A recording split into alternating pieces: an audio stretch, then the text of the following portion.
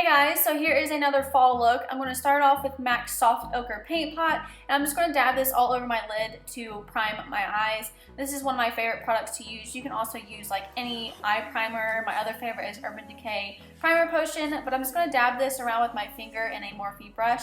And then to set that in, I'm just going to be using the Morphe 350 palette and using this yellow beige shade just to kind of set it. I mean, it's not really necessary, but I feel like it helps my other shades transition better. And then to have a sharp, crisp edge, I'm going to angle Scotch tape from the corner of my eye up towards my brow. And then for my first transition shade, I'm going to be using Peach Smoothie by Makeup Geek. This is just one of those shades that's good to use for so many different looks. And I'm just going to use a fluffy brush and blend this into the crease.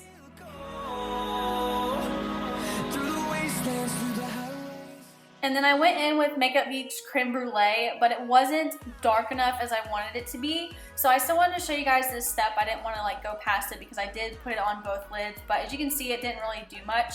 So then I went and used Makeup Geek's Cocoa Bear, which is a lot more of a warmer tone, beautiful fall shade, and this is kind of like a reddish brownish.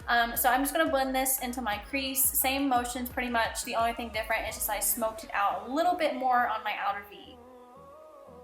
And as you can tell, this shadow really helped warm up the lid and kind of like prepare it for what we are going to do next. So the next step after this is I'm going into the Anastasia Beverly Hills, and I'm pretty sure this is the Maya Mia palette. And I'm going to take this shade called Sienna and use a pencil brush, and I'm just going to put this onto the outer V and then right towards my inner corner. And you just want to pack this on until you get a nice solid color. I wanted it to be dark because I will be putting a darker shade over this, and I knew it would probably fade a little bit. So yeah, I packed it on pretty good. And then what you want to do is make a little bridge from each corner right through the crease. Just blend it back and forth a couple times. I did have a little bit of the eyeshadow on the pencil brush. You want to leave a little bit of a rectangle on the lid because that is where the shimmer for the gold will go. And then just to make everything look a little bit more seamless, you can blend it out with a fluffy brush. Then to darken up the outer V, I went back into the Morphe 350 palette and took this shade. And what I'm going to do is take the same pencil brush and then just pack this onto the outer V. And I moved it across my crease onto that bridged area, but I did not put it on my inner corner because I just wanted to keep the outside more intense and like smoked out. So I just kind of smudged that around and blended it out so it didn't look so harsh. And then to highlight my brow bone, I used one of the highlighting shades in the Morphe 350 palette, and it's just kind of like a light beige with a hint of shimmer in it. I wanted something more subtle, so I just used a shader brush and packed this onto my brow bone.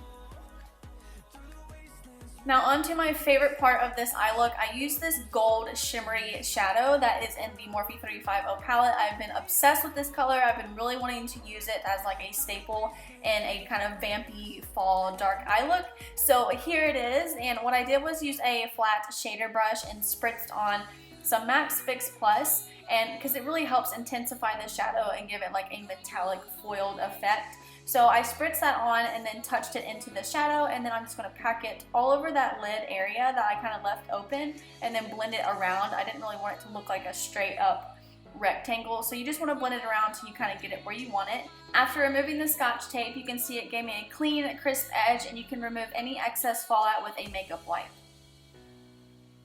Now before finishing up the eyes, I wanted to move on to the face, and I'm going to start off priming my face with Smashbox Photo Finish Primer and just dabbing this into my skin.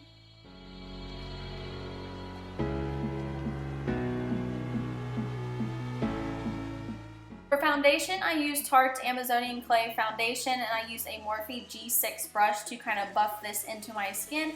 This foundation is one of my go-tos. It's one of my favorites because I feel like it blends very, very well into my skin and it lasts quite a long time. A lot of foundations can be kind of orangey, but this one just looks very, very good and blends flawlessly into my skin.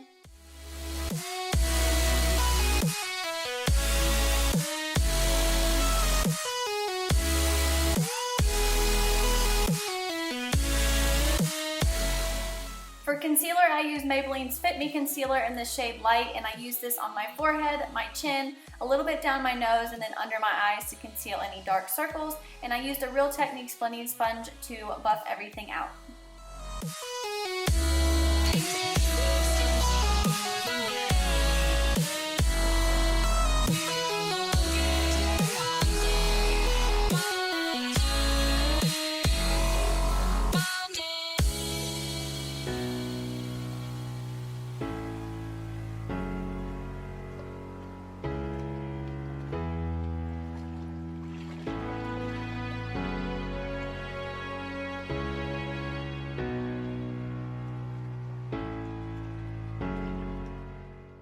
Then to set those concealed areas, I use the Banana shade, which is in the Anastasia Beverly Hills Contour Kit. Nothing new, this is just what works really well for me. And then I'm using a Morphe brush and just patting this under my eyes.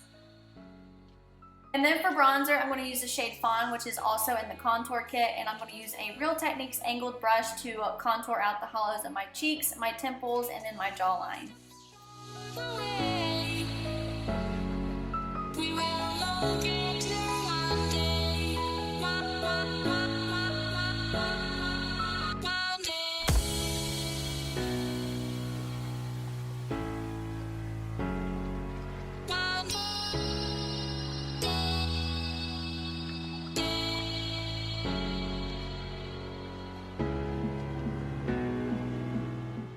And then to add some color to my cheeks, I'm using a MAC blush, and this is in the shade Pinch Me. I've had this for a long time. I've never really used it because it was given to me, and like that's not the reason I didn't use it. The reason I didn't use it is because it looked too intense and like too red. I didn't think it would look natural, but I don't know. I tried it and I'm absolutely in love with it, and it's a gorgeous fall shade. I was a little heavy-handed with it, so I am blending it out with a sponge, but I wish I would have like tried this sooner because it is so gorgeous. And then to highlight, I'm using none other than the Loumanizer by the Balm. It's my favorite. I just can't get away from her. But I'm just using a Morphe highlighting brush and putting this down my nose and on my cheekbones.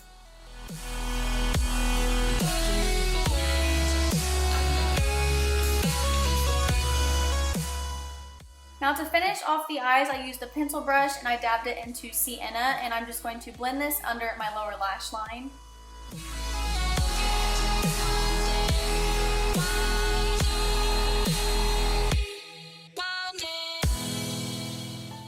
And then I took a mini shader brush and dabbed it into that gold, and I added it under my lower lash line right in the middle. I just feel like it helped intensify the gold effect.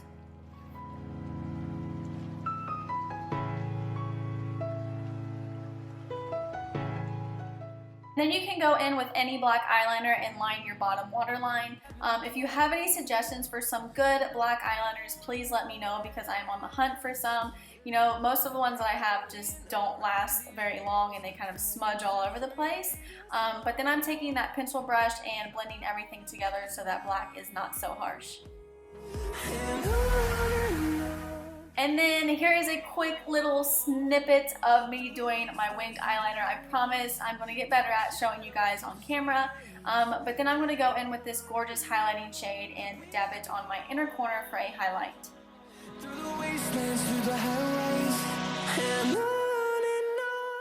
Then curled my lashes with my favorite Tarte eyelash curler. I've used a couple different eyelash curlers like the Revlon one, and for some reason this one just works the best. And then I'm using the Maybelline Illegal Length mascara. This is like supposed to be like the extension mascara. It has little fibers in it, so I have been trying this. I can't really decide whether I like it or not, so I'll continue to use it, see if I like it. But I just coated my top and bottom lashes, and then I put on Ardell 120 false lashes. And then for the lips, this is Wet n Wild's Mega Last Lip Color in the shade Mocha-licious, and I'm lining my lips with NYX Lip Liner pencil in the shade Mauve.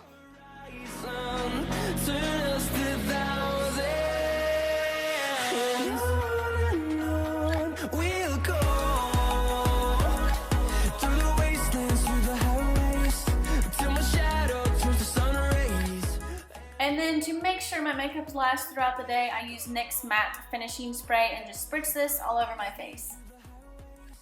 So this is the final look, guys. I hope you enjoyed this other fall makeup look, and I will see you guys in my next video.